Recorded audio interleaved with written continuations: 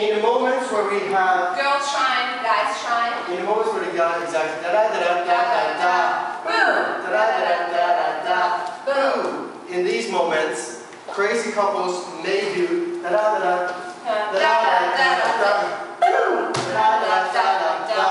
Next area. So it could be something like that. It could be boom, boom. It could be around the back. It could be flips. Whatever you and your couple partners can do, you may put it in there, okay? While everybody else is doing girls, guys. Okay, so it's free. The easiest thing is if one couple takes the first, boom, 7, a different couple takes the second 7, because if you are up on 7, you're down on 1, 2, 3, and then if you want to be up on 7 again, it's going to be really hard.